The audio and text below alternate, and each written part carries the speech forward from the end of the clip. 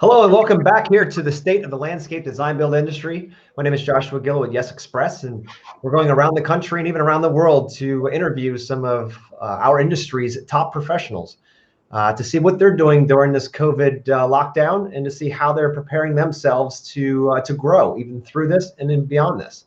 So today I have the great pleasure of having Andrea Mueller on. She's here from Inside Out in Frankfort, Kentucky. And she's really an incredible person. She does an amazing job. She's a great designer.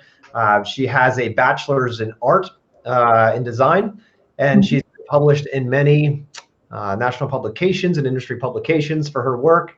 She's also the first APLD certified member or landscape designer in Kentucky. So without further ado, Andrea, welcome aboard. Thank you. Thanks so much for having me.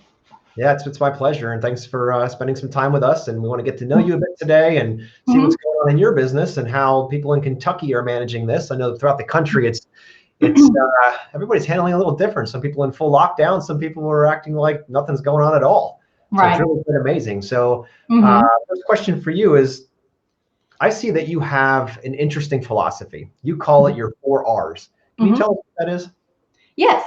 So I heard a landscape architect speak at a conference a long time ago, and she talked about meaning in the garden. And that really inspired me to think about, what do I want out of these designs and why do I do what I do? And part of that is that I think recollections are very, very important. So that's the first R, recollections. And I think that by creating beautiful spaces and you kind of not make, but you do create these interactions between people, and you therefore create memories. And so I think we can all think back to a time in the garden when we were young, and maybe not a formal garden or anything like that, but just something in nature or a grandparent's flower or rose or lilac or something like that that you remember fondly. And so I think we want to make those connections as landscape designers and make those connections with children and adults. And maybe it was a tree you used to climb or a flower that you remember the scent of. And I just think that that's really powerful and special, but still very simple, really. So the second one is rejuvenation. And I think that outdoor spaces, what we do, we should create fun and relaxing outdoor spaces. And all of us need to be rejuvenated in some way. And for me, being outside is absolutely the way to do that. So I think we can pass that on to our clients and to their families. And then residents of home and surroundings. So just looking at the existing architecture, any of their styles, their style and their personality should be portrayed in the design. That's my opinion.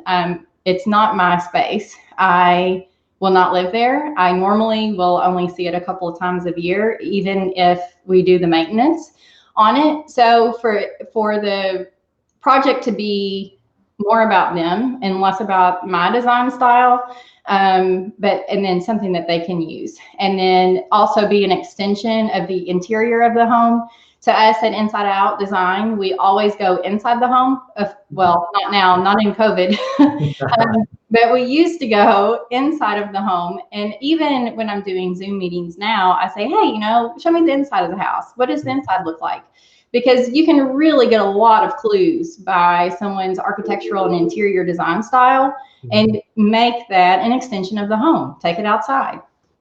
And then the second thing, and that's hence why the name Inside Out, I think it's a little cliche now because it's used so much, but back when we named the company, I thought it was super clever, but I love it. But yeah, so, and then the relationship with nature is very, very important to me. So sustainability is huge, and then always working with nature, whether it be around a drainage issue or water, and try not to work against it. And then also provide food for wildlife, humans, pollinators, and yeah, just make that relationship with nature solid and make it count. So I love that. I love every piece of that. It's so amazing.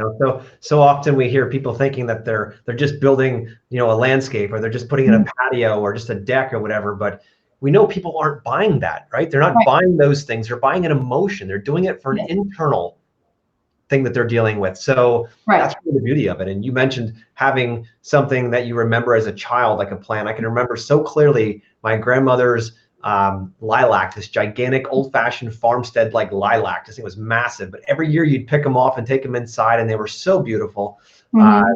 I could always remember where that was and what it smelled like. It's so important. It's so cool. Yeah. Well, and really, a lot of times I'll hear that from clients too, like, oh, my grandmother had this bush. What was it called? And they would, they'll explain the bloom, or usually it's a snowball, but, hydrangea or viburnum or anyway. But a lot of the old-fashioned favorites come up a lot in conversation. So that's really, really cool. So how did you get into the business? So I was raised in the industry, and let's see, my dad started the largest nursery in Kentucky. He had a nursery, a 500-acre tree farm, a retail facility, a wholesale facility, and then also landscape design build. So yeah, it was a little crazy. I can imagine. That's nice. He worked a lot, so a whole lot, but it was incredible. He was an incredible man. He built it from literally nothing. We started with nothing. We lived in a trailer behind the garden center. And so his story is powerful and inspiring to me. And so that's where I started. I was raised in the industry. I worked in the garden center, my dad's garden center, as a cashier, and also stocked fertilizers, restocked annuals. I did get a little bit into the plants, but not so much until really I was a little older. And then when I was in high school, I thought I was way too cool to be part of the business. So, I wanted to create and forge my own path. And so I got out of the business the end of my senior year, and I decided I would go wait tables. And so that was still a good experience. We all have to learn. And so I did that. And then I decided at the end of college, when I was almost finished with my interior design degree, that I wanted to work with plants. And my dad said, oh my gosh, just finish your degree. Because at that point I had already done architecture, graphic design, general arts, and interior design, all design related. But I really wasn't sure where I wanted to go with that. So I finished my design degree and then pursued landscape design after that, and worked for my dad's company under 2 landscape designers that he had. And so learned, a bit from them. And then really mostly I'm self-taught, because as soon as I in design, I'm not self-taught. I went to college for that. But in terms of plants, I learned from them. But then also, I think it was 4 months after I started working for my dad full-time after college, he passed away in a car accident. Wow. And so that kind of changed the whole, path of everything. So, but it all worked out. We started our own business. And then that's where I became more self-taught, because I was no longer with his business because he passed away. Yeah. So how old is Inside Out? We started technically with our LLC in 2007. So nice. Cool. It's such a great name. I love it. You're right. We kind of did steal that too, because it's always about that indoor outdoor translation, and having that architectural connection and that seamless transition in and out. So you're right. And people are becoming more conscious of that. They think it as a possibility, and you don't have to go up and down 27 steps to hit the garden. Like, people are building houses now where you can walk right out into the space. It just becomes an extension of the home. So it's super cool. And I love to be part of that process, even with an architect. Yeah. Like, hey, let's think about these views, and let's think about how, and that would be the dream, to be, part of that collaboration before the plan. That hardly happens, but it does happen sometimes. I feel the same way. Yeah. You can just get into their heads and be like, you know what? These aren't 2 separate pieces. This is one. This is your property. Let's bring all the professionals together so that we can have a really great connection between inside and out. So we'll keep pushing that. Eventually, it'll become normal. Hopefully. So Andrea, what's your specialty? What's your thing? I love sustainability. I know that word is totally overused, But from very, very early on, I've always been an environmentalist. I've always been an activist. I've always spoken up when I see things that I don't agree with. And so for me, sustainability is super important. The use of native plants, host plants, pollinators, and then creative hardscapes. I love creative hardscapes. Those are my favorites. So I would say that anything that involves a sustainable, native, creative hardscape would be our specialty. Yeah, and encompasses interesting hardscape design and a diverse native palette. You say creative hardscapes. What do you mean by that? Well, just like the mix of materials, the layout, maybe not so, and I love formal design too. I totally think you can have formal design and native and sustainable. So just the use of materials, maybe not all the same, just with nice little details that people can pick up on. Textures, change in, like, I love personally using slabs and then like little pebbles next to it. So just that contrast of materials, I think, is really important. Do you think that your background in all your training with design and, you know, with art and all that, it plays into a lot of your design aesthetic? Absolutely. Yeah, for sure. Yeah. I was in graphic design school as well. I think design is design to me, you know, so we just have a different media, which is plants and pavers and patios, you know. Yep, couldn't agree more. Yep, Yeah. we solve problems in different ways, right? Right. Exactly. One's on paper and one's in the dirt, so same basic thing. Now, tell us a little bit about your business model. How do you guys work? You know, what does it look like? Okay, we're a landscape hardscape design build company. We have 3 crews, 1 maintenance, 1 landscape, and 1 hardscape. And of course, some of those share responsibilities or jobs sometimes, and but not usually. The maintenance jobs, we do not do mowing. We only maintain projects that we've installed or larger projects that landscape architects have designed. So we're kind of specialized in that maintenance area. And then we have 14 people on staff, and with 3 on each crew. So there's approximately 9 to 10 on the crews. And then the rest of those would be support.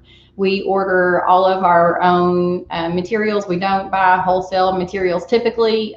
We order them direct by the truckload. We order all of our materials by the truckload direct to our facility. So we don't. So we have a guy. His name is Ryan. He's our nursery manager, and he takes care of all of that. And it's super helpful because we can control and have everything we need when we need it on site. It's all grouped together, labeled for this job, and ready to go out the door when the guys are ready. Love it. It just shows up as a box and you put it all together, right? Yeah, exactly. That's beautiful. I love that. There's something about those efficiencies that really help bring more to the bottom line, right? Yes, for sure. Absolutely. Yeah. I mean, because just by buying plant, I know a lot of areas, especially super dense areas, they can't do that because of space constraints.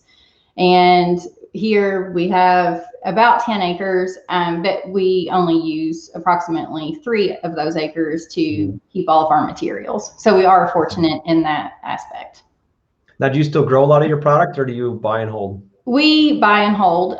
We did build a greenhouse, and I've been experimenting with growing some natives on my own, the ones that are a little bit harder to find. I would love to get into that more. I actually usually do that after work because it's just so relaxing and I love it. I do it on the weekends, and at night I just love being in there. So yeah, absolutely. I have grown, like I said, just a few natives from seed. We've also done a little bit of plugs to gallons and bumping those up ourselves. But in general, we order everything right now. Got it. Uh-huh. And you had mentioned earlier about the different crews, 3 people on our crew. How are you guys managing with COVID and keeping people, you know, in compliance? Let's put it that way. In Kentucky. Yeah. So in Kentucky, we have been super fortunate because we are considered essential. I can't agree or disagree with that, but it is what it is. The immediately in early March, we had the good fortune of being part of the Aspen group. And those people are the colleagues that I talked to are all over the country. So we knew a lot about this before Kentucky really knew how serious it was. And so we were able to take those steps very, very early on, give everybody masks, make sure that all the crews are not, basically we promised them that we would not cross crews. So we also did staggered entry times, so they would all come into the office, or not into the office, but into the shop at separate times, just the crew leaders. And then we also, from very early March, all of our crews have been driving separately to the site, because obviously we couldn't comply with 6 foot distance with everybody being in the same vehicle. So we're planning on continuing to do that until at least June 1 at this point, but we really are just playing it by ear. And that's part of the challenge of this is we don't know. So we can't promise anything. We just say, hey, this is our plan, and it may or may not work, but we'll pivot if we need to. So that's good that you had the wherewithal to know what was coming your way and how to prepare, and having those connections. I know the Aspen group, they're an incredible group of people for sure, and to have that connection and to see what's happening in some of the hot spots and prepare, that's super cool. Yeah, so we did, and of course we started doing Zoom meetings for online consultations. I've done Zoom meetings for presentations now because we've been in this for a while, and we have people working from home. We have our office manager working from home. So yeah, we've made a lot of changes, but overall I feel like everything's gone really well and really smooth, and I'm really proud of our team for doing such a great job. That's awesome. And what are some of the things that you've kind of adapted or adopted for COVID that you think you'll see staying in place once the restrictions are lifted? That's a good question. I think probably I love the Zoom meetings for the consultations. I think it's fast, it's easy, still understandable. I think it's easier for the customer. It's easier for me. I don't have to drive somewhere. I don't end up. So the other day I did 3 meetings in an hour and a half. Normally that would have taken me, I would have had to drive somewhere else. So it would have easily been a 6-hour commitment. And I did it in an hour and a half, and it was amazing. So definitely that will probably be part of our standard practice now, as long as the client is okay with it. I know some people are not as comfortable on digital as others, but for the most part, it's been great. I still feel like I've been able to sell the projects. I don't know. I feel like the presentations are a little bit harder to do over Zoom. I prefer to do those in person, but for the consultation, the first consultation, I think it's great. Let's see, what else? There's been a lot of efficiencies that we have found, and a lot of changes. And I think a lot of those changes will keep. So where we have our office manager working from home, I now know that she can probably work from home some more if she needs to, So, and it's nice to be able to provide our team with flexibility if they need it. And then let's see what else. I don't know what else we would keep. I don't know. But yeah, for sure the consultations. Yeah, that certainly is nice not having to drive, and and you can get a better sense of whether they're going to be a good solid client for you or not over the phone versus driving for 2 hours. Well, and we can see the project and say, hey, that's not really something we do, or oh my gosh, yes, this is awesome, I'm so excited to work with you.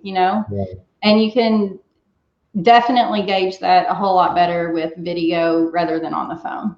No, absolutely. And it's a game changer because, as designers, we probably flirted with the idea of doing it remotely, but we thought, wait a minute here. What are our clients going to say about that? Are they going to be up for this kind? Is this going to make us look lazy, like we don't have time for you? But now, obviously, we don't have a choice. So now we're getting them involved in this idea of working remotely. And now we're like, holy shit, we're onto something here. Well, and a lot of times, I know I saw one of your talks about when husband and wife can't both meet, which is always a disaster in my opinion.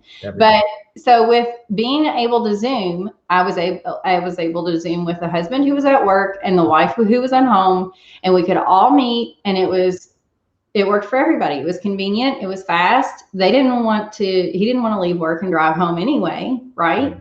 So it really, I think depending on the client, that it can be a good thing. Absolutely. No, you're exactly right. I've had that situation as well in the past, trying to nail down a time when she's in California and he's in London, and it's like, we got to meet. When's this going to happen? You want this to start sooner rather than later? How's that going to happen? So, we adapted that the Zoom before this all hit, but then it just became even better because I never thought of doing investment presentations over Zoom, right? Right. That the money stuff, you want to sit down face to face. It's an energy of the environment, right? But yes. It's not the case. We're doing just fine without it. So I mean, we're not driving everywhere either, which is awesome. So quick shout out to Joe. He's watching. And hey, Matt, thanks for tuning in. And so next question for you is, who's your ideal client? If you had to describe them, who would they be? Oh, my ideal client. Okay, well, I think that my ideal client would be someone who values sustainability, first of all, because that is really a big part of our business model, because we advertise, I don't want to say advertise, but we promote sustainability all the time. Native plants, solar power, anything that we can that's sustainable. So definitely that, but also most importantly, and I think this is very simple and basic, but someone who values design, because not everyone values design, and unfortunately, but the people who do are definitely the people who we want to work for. They value aesthetic, and they value wildlife and nature quality, and they are unique individuals typically. And then of course have a reasonable budget for the project that they want to achieve. So whether it's a small project or a big project, it's still a reasonable budget, not one that they got off of HGTV. I love them. And they did it in the weekend too. I love them, but not on the project end of it. It won't be done in a week, and it won't be done for $500. Yeah, exactly. I love those memes they're posting now where people are getting their stimulus check. Like, he got a $1,200 stimulus check. She got a $1,200 stimulus check. Their budget is $3 million. Yeah. It's real, doesn't it? Yeah, it's great. But yeah, and then they're interested also in being part of the landscape, not just us coming in and them being disconnected with it, but I want them to be part of it. Like I was talking about, being part of creating those memories, having that fun, relaxing in the garden. I want them to be as much a part of that design as I am. And and I love when my clients send me pictures of a chrysalis that they have found on a plant, or their kid or grandkid on a rock. One of my clients sent me a picture, and this was years ago, maybe 8 or 9 years ago, but it was a boulder that we had installed in the landscape, and the granddaughter had deemed that her reading spot. Nice. I'm just like, I love that, just those connections in the landscape, and that they serve a higher purpose than just being pretty. They provide wildlife habitat and food, and they bring joy to humans. So just all of those things would be I know that that's kind of a broad picture of my ideal client, but my ideal client would have all of those things. I love that because we're not, like I mentioned before, we're not just designing spaces, we're designing experiences for people, right? Yes. What we do becomes the backdrop to people's lives. When you see them sending those beautiful pictures, and we're very blessed to have that as well. They send pictures of their kids or their families in the background, or in the pictures, but in the background is always our project. Right. It's that birthday party for that 2-year-old, and you look in the background and you see the patio and the landscaping and the color, and you're like, it's the backdrop of it all. It is. It's so excited. Yeah. It's like, I don't know. I enjoy that a lot. So yeah, it's really, really cool. Now, how did you learn how to sell in general? Like, how did you learn how to, to grow your business and sell? Did you go to school for it? Is it something you learned on the street? Like, how did you do that? Self-taught. Yeah. So the first several years, I was so scared to sell. I was so worried about every little thing. And I realized that I just need to be confident in my skill and in my experience. And that comes with having experience. I wasn't confident when I first started because I did not have enough experience. And that for sure affected my sales. But then after we're in the business for 5 to 7 years, I feel like, okay, I think I've got this. I understand how these plants work or how these hardscapes work. And I know now that we can do this. And I know that this will be a successful project. And I think a lot of it is just confidence in what you do and staying true to your values, whatever those are. Yeah. So, yeah. Was there anything in particular over your years growing your business that really helped drive that confidence, that really helped foster that confidence in you? No, I don't really know. I do think when we got Landscaper of the Year, even so, we were a semifinalist in Landscaper of the Year in 2014. Nice. And we won a cruise to the Bahamas, which was amazing. Really? And it was companies from all over the United States. So 12 companies all on this cruise together. And they were amazing, incredible companies. And we learned so much from them. And then we were, surprisingly, I couldn't believe it, we were chosen the Landscaper of the Year out of all 12 of those companies. And that's when I was like, okay, we're doing something right. So get over yourself and, start being confident because you have it. Let's do it, And it takes a while to have that confidence. And even still, sometimes I think everyone kind of second guesses themselves. But it's important to, again, like I said, just stay true to your values. And I think you can sell anything that you believe in. And I believe in what I do. I believe we create great spaces for these families to hang out. And even in commercial spaces, one of my favorite commercial projects was a native garden downtown. So school-age children come and do tours of the garden. And so just having that passion, I think gives you that confidence too. That's fantastic. Giving back, right? Giving back helps, that you're impacting other people's lives positively. Yes. And, oftentimes we forget that what we do, whether it's the design side or the build side or running a business, 20% of it is actually the mechanical side of things, right? Yes. And 80% is mindset. It's believing that we can do it. Mm-hmm. And seeing, being awarded that, that award and going on the cruise and getting all that just constantly keeps building your confidence because of the fact that you put yourself out there and win. Right. It's really cool. Yeah. And that was 7 years after our business started. So, and some of those companies had been in business for decades. And so and they were wonderful companies. Yeah. Awesome companies. So it was great. How important is it for you to have a network, a mastermind, if you will, of people that you communicate with regularly, let's say weekly, monthly, whatever, to help you guide your business forward? Like what does that mean for your business? Has it helped it a lot? Oh, absolutely. So I just joined Aspen, oh my gosh, maybe, I think it was right after Seattle, I was invited to that. Mm-hmm. And again, that's one of those other confidence boosters, like, oh, okay, these people think I can bring value to the table and they can also help me, which is great. But it is so critical to have colleagues and peers that you can bounce ideas off of. And we also had a mentor have a mentor in Maryland where my husband grew up and worked for this landscape company since he was 15 years old. So he has had that relationship. And so Jeff Potter of JG Landscapes helped us a lot too, because he saw us as a young company. We would give him our proposals or give him a project or something to look at, like, hey, what do you think about this? Or he would tell us, hey, we're doing this way, and we think you guys should do it too.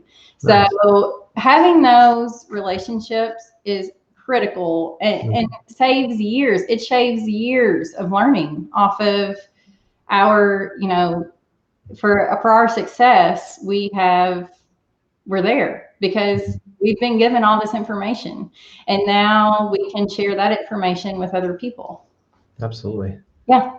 No, it's so great. It's so great. It's in our industry, there's just so many people who want to give knowledge, give time, give ideas, whatever it might be to help others like yourself get started, get going. And then you can do the same later, right? Like you're doing today, you're giving back. People are going to watch this and get little nuggets from what you're saying and take it to their business. And that's really the beauty of it all, isn't it? Just giving. It is. It's awesome. I love sharing information. So, and whether it's to colleagues or fellow landscapers or to clients or just to our community, we really try to share as much information as we can, because we know that not everyone is going to be able to afford to pay a professional to install a landscape. But we can still give them the information they need. And that's important to me, especially regarding native plants, invasive plants, pollinator and host plants. Yeah. So we can still give them that joy without, being in their actual yard. You mentioned sustainability a bunch of times here. Why is sustainability so important to you? I was just raised that way. My grandmother was raised in the Depression, and we would walk up and down she lived on kind of a main highway. We would always walk up and down the road and pick up garbage. On Sundays, she would take me to church, and then we would walk back to the creek, and I still do that every day to this day. I walk to the creek every day. And because I live on the land where she had this farm. So I really think that has a huge part in it. My other grandmother was a huge gardener. And then right now, like as an adult, I think what shifted my idea of sustainability was a book, William McDonough. I don't know, Cradle to Cradle. I'm sure many of you have heard of him, but in college I read Cradle to Cradle, and it literally just blew my mind. And I knew that I needed to be part of a solution.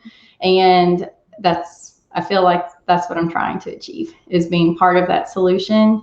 And it's just always been very, very important to me. That's really nice. Thanks for sharing, for sure. Yeah. Now back a little bit to the mastermind side. So if there's somebody watching this that's a little afraid to reach out to be part of a mastermind group, how could you help them? Like, what kind of advice could you give them, or anything? I know you mentioned how awesome they are. I'm part of a bunch myself, and I praise them constantly.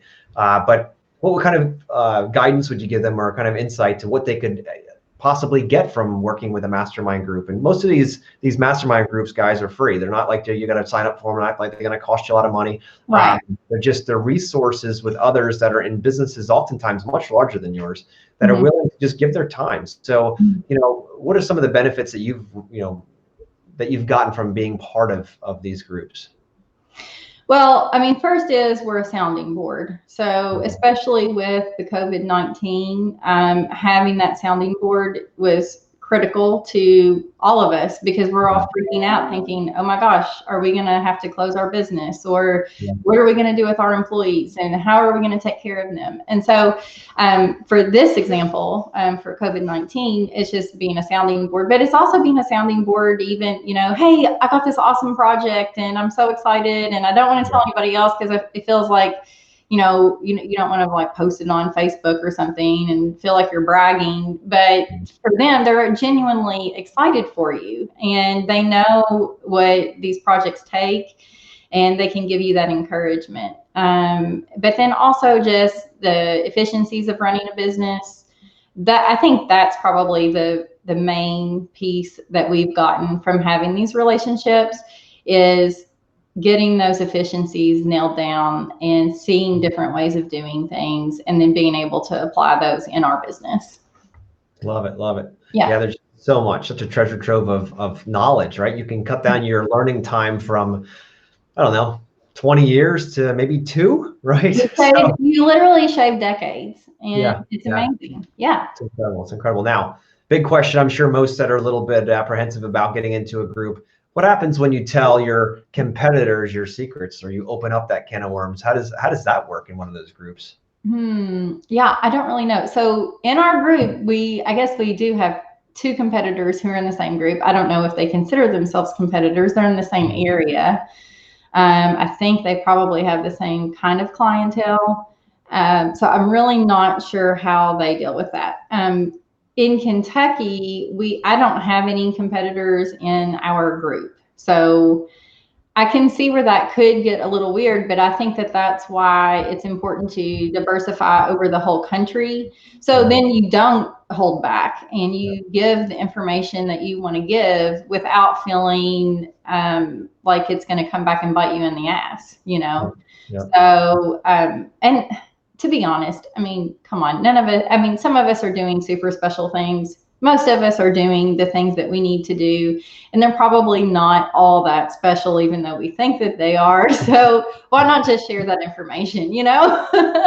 Yeah. Just share it. But yeah, I do think it's important to diversify the location of the people within the group for that reason. Yeah. Yeah. No, I agree. I mean, I've heard many times when people ask about like, oh, you're part of a mastermind or, multiple masterminds, Right. what happens when you divulge some of your internal business secrets, Right. to them? What if they take them and go with them? I'm like, first of all, great. Maybe they'll teach me something that I don't know. It's going to speed my time up and achieving. But you're right. If it's diversified across the country, you don't just get the added benefit of not being in competition with other people. You also get the added benefit of seeing, what's going on in the rest of the country. Because maybe in Colorado, something happens faster than it does in Kentucky. And you're like, well, all right, we're typically 2 months ahead or behind that. So we know if we're doing well, it's coming for us too. Like there's all of these benefits in being able to engage different industry or different markets within our industry and how it's being managed.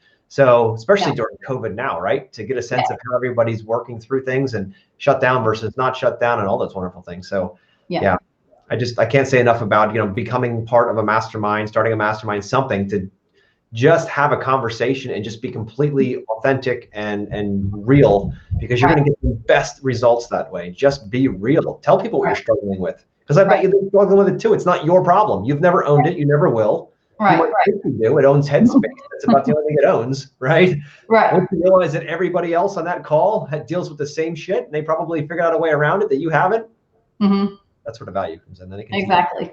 Yeah, it's great. I definitely recommend it. Good, cool.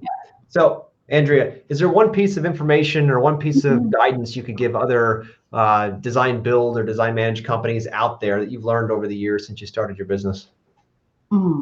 Oh, that is a really good question. The one thing, so for just right now, I think it's communication. Well, for any time, I think it's communication, and really taking that seriously all the way through the sales process. The sales process beginning from the first call and all the way through maintenance. So definitely communication in every form possible is super, super important for us. Now, you said you do design, build, and then you maintain your own projects. We have a similar model. We design management, then we also manage the maintenance long term on our projects. Now, how do you communicate that to your clients? When do you start talking about maintenance when it comes to a project that you're designing now? Like, when does that become part of the conversation? That needs to be something that I do better. We had last year, we said that we were going to, once we design a project, we will put the maintenance package in with the proposal. We didn't exactly start doing that this year, but we just get asked, like before the job's even done, they say, hey, so when are you all going to come back and weed and do all that? So it kind of takes care of itself, but we need to be more proactive about that. And the way that we are going to do it, we do have a conversation, of course, in the design phase, because most people want low maintenance landscapes. Most people do not want to spend 6 hours a week or more in their garden. They just don't, and they don't have time for it. Typically, they do now.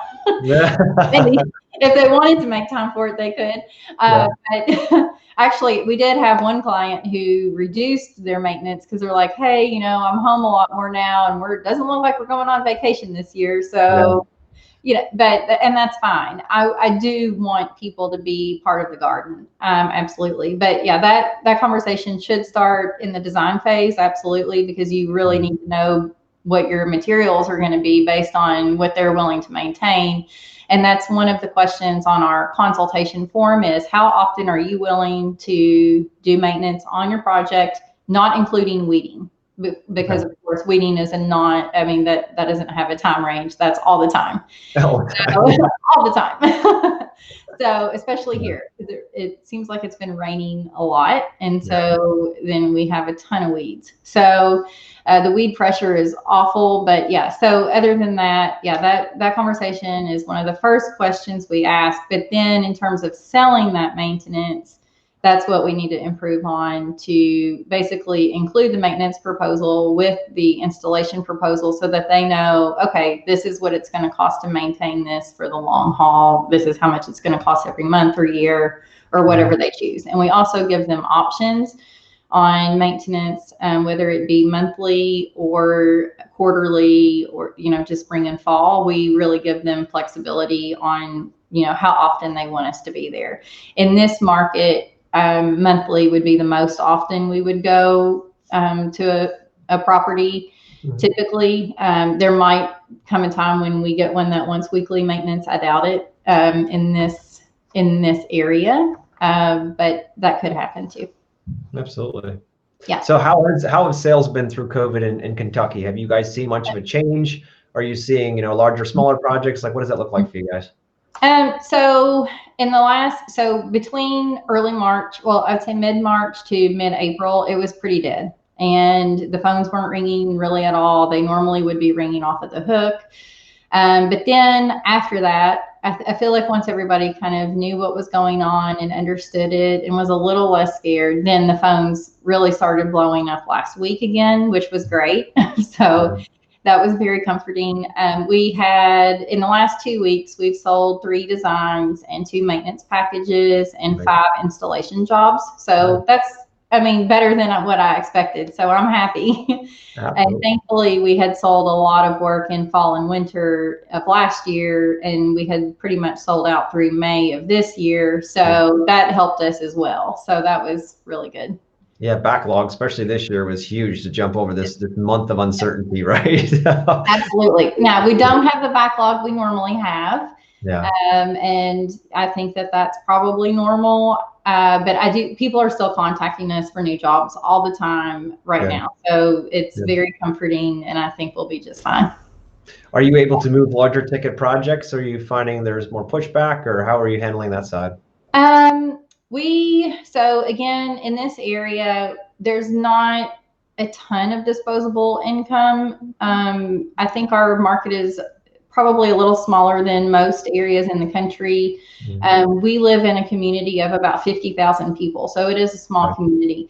We do work within a 30-mile radius of our community because it is so small. But yeah, I think in terms of job size, it's still probably average. I'd say our average job might be $40,000 to $40,000 maybe. Which is still a huge chunk of change. And then with the big projects, those are really, we might get maybe 3 big projects a year. And by big projects, projects that would involve significant hardscaping and landscaping, and would probably be in the $200,000 range. So we only get a handful of those every year. And then we also work with a local distillery. So people need bourbon. So Kentucky, right? The bourbon industry is, still doing just fine too. So yeah, they help us out. Do they pay you in bottles? Is that how it works in Kentucky? Yeah. I love it. It's awesome. Yeah. So, Andrea, how can people find your amazing work? How can they find you online or social media? What's the best way to connect with you? Okay. Yeah. On website is insideout-design.org. We have Instagram at insideoutdesign, and then is it KY? I think it's at insideoutdesign, and then Facebook is at insideoutdesign KY. Perfect.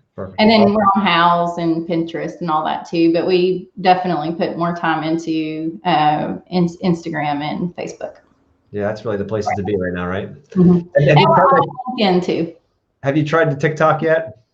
I have not. Well, I've done a couple of ridiculous dances with my teenagers. Yeah.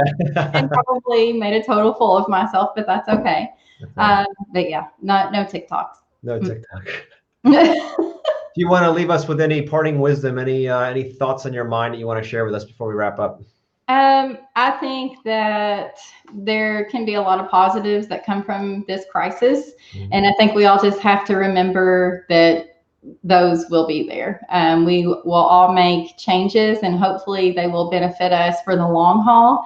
And we're able to see so many different ways of doing things now that I think that as long as we all remain positive and still put our nose to the grindstone, that everything will be just fine. I love it. Yeah. I love it. Andrea, thank you for your time today. It's been a pleasure. I learned a lot about you, and I loved what you shared. Everybody out there, thanks for tuning in. Here at Yes Express, our goal is to help our industry, landscape design build profession, to be able to help people to help them buy what they want to buy anyway. So, reach out to us if you have any questions about how we do our things and how we might be able to integrate and help you, get more clients and to manage more projects. So, and also, we talked about mastermind groups here. If you're curious about that or want to talk to us about how that starts or how we can get you part of one, reach out. Here at Yes Express, we're here to help you out. So again, Andrea, thank you for joining us. And thank you for having me. And thanks for everybody for tuning in. Yeah, it's been a pleasure. Thank you. Bye. Bye.